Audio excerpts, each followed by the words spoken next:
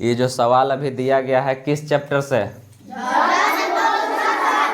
जल अनमोल संसाधन, इंग्लिश में उसको कहते हैं वाटर वैल्यूएबल रिसोर्सेज। ठीक है, चलो इस चैप्टर से कुछ सवाल यहाँ देखने के लिए मिल रहा है। इस सवाल में करना क्या है, निम्नलिखित वाक्यों के समक्ष सही अथवा गलत का चिन्ह लगाना है। जो इसमें से वाक्य सही होगा उसमें ई साइन लगा देना है, जो गलत होगा उसमें ई साइन लगा देना है। ठीक है, चलो देखना था, बताने का कोशिश करना। ऐसे पढ़ा है तो समझदारी तो हो गया होगा इस चैप्टर से रिलेटेड। फर्स्ट सवाल, भौम जल का स्तर कभी कम नहीं होता है, किताब का कहना है। मतलब भौम जल का स्तर कभी कम नहीं होता है। भौम जल स्तर होता क्या है ये पता है तुम लोग को ना? जो बारिश होता है, बारिश के बाद जो पानी रिस करके कुछ परपट्टी के नीचे जा करके स्टोरेज हो जाता है। ठीक है, एक तरह से वहाँ मान के चलो कि उसके बाद मिट्टी का घनत्व इतना होता है कि उसके नीचे पानी और ज़्यादा रिस नहीं पाता है ना, तब पानी जा करके रुक जाता है। याद होगा, किताब पढ़ा है तो याद है ना?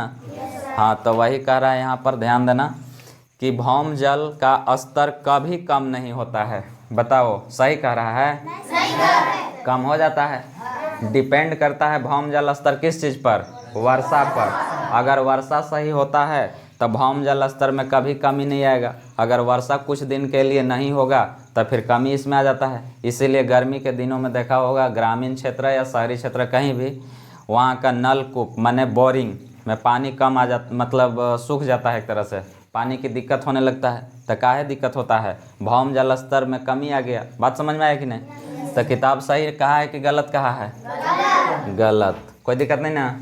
दूसरा क्वेश्चन, जल की कमी की समस्या केवल शहरी क्षेत्र के निवासी करते हैं। बताओ, अगर बारिश होना बंद हो जाए कुछ दिन के लिए तो ऐसा नहीं है कि जो बोरिंग होता है जिससे हम लोग पानी निकालते हैं, कल कुआं है ना, वो केवल शहरी क्षेत्र में ही समस्या उत्पन्न करेगा। ग्रामीण क्षेत्र में भी पानी का समस्या उत्पन्न हो जाएगा, है कि नहीं? तो ये भी सेंटेंस जो है गलत है ना? केवल शहर में प्रॉब्लम नहीं है, देहात में भी प्रॉब्लम आ जाता है। कोई दिक्कत नहीं ना हो रहा है? चलो आगे, नदियों का जल खेतों के सिंचाई का एकमात्र स्रोत है। मतलब खेत को सिंचाई करने के लिए जैसे लोग किसान जो है खेती करते हैं, तो क्या केवल नदी पर ही डिपेंड हैं कि नदी के पानी से ही केवल अपना खेत को पटा पाएंगे? उसके लिए तो बहुत सारा साधन है, तालाब भी है, कुआं भी है, नलकूप भी है। नलकूप मैंने बोरिंग ना, तो बहुत सारा साधन के माध्यम से अपना खेत को पटा लेता है।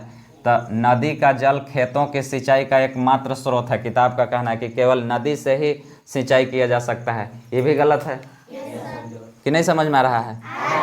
हाँ, चलो अगला एक और है, भौम जल हर जगह पीने लायक होता है? नहीं ना? अच्छा, इसके पीछे बहुत सारा रीज़न है। इसके पीछे रीज़न क्या है कि जो पृथ्वी का परपट्टी है वो हर जगह एक जैसा नहीं है ना। कहीं पर जैसे अभी हम लोग यहाँ इस जगह के निवासी हैं तो हम लोग के यहाँ कुल मिला करके साफ़ सुथरा ही है। तो कहीं कोल फील्ड है, जैसे वहाँ के अंदर परपट्टी में बहुत सारा कोयला भरा हुआ है, तो जब उस क्षेत्र में अगर पानी रिसेगा, रिसाव जब होगा और जा करके स्टोर होगा, स्टोर कहाँ हो जाता है? परपट्टी के कुछ नीचे जा करके।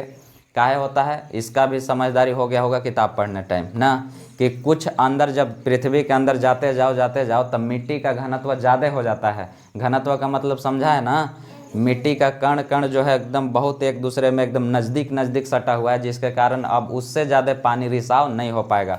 इसलिए कुछ अंदर जाने के बाद पानी रुक जाता है, उससे ज़्यादा अंदर नहीं जा पाता है। तो उसी को कहते हैं भौम जल। समझा ना? वहीं पर भूमि के अंदर जो जल जा कर के स्टोर हो गया उसी को कहते हैं भौम जल।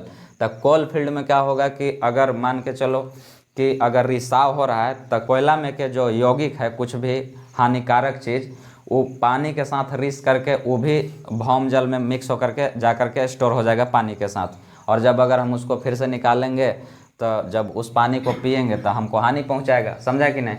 कोल फील्ड में या फिर और भी कहीं कहीं जैसे लौह अयस्क जगह है, कहीं धातु का भंडार भरा हुआ है, वहाँ भी ऐसा दिक्कत होगा। मतलब पानी में बहुत सारा यौगिक मिला हुआ हो सकता है, जैसे नाइट्रेट, फ्लोराइड, आर्सेनिक, ये सभी पानी में मिक्स रहता है। समझा कि नहीं? और ये सभी पानी में जब मिक्स हो जाएगा तो वो पीने लायक नहीं रहता है। इसीलिए कहा गया है कि भौम जल हर जगह पीने लायक नहीं होता है, और यहाँ कह रहा है किताब की होता है, तो ये तो गलत है। समझ में है ना।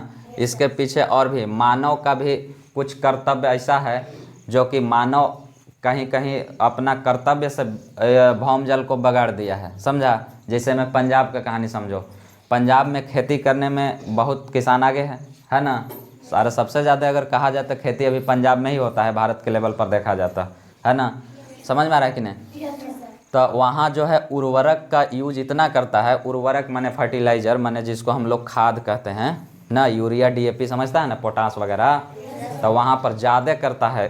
अब वो जो है रिस रिस करके भौम जल के साथ भी मिल गया, और जिसके कारण से वहाँ के भौम जल जो है पीने लायक नहीं है। तब बहुत वहाँ दिक्कत हो गया है, पानी बहुत मतलब ध्यान से सप्लाई हो रहा है। अब हम लोग के जितना अभी पानी शुद्ध है उतना पानी शुद्ध वहाँ नहीं है, समझा ना। तो ये सब भी जो है भौम जल स्तर को ख़राब करने में भूमिका निभा रहे हैं लोग भी, और कुछ तो प्रकृति भी है, ये है, समझा ना। तो इसलिए इसका आंसर तुम लोग को बहुत बढ़िया से समझ में आ गया होगा ना, कि भौम जल हर जगह पीने लायक होता है कि नहीं। अब काहे नहीं होता है, रीज़न समझ में आ गया होगा, कोई दिक्कत नहीं ना। चलो बढ़िया।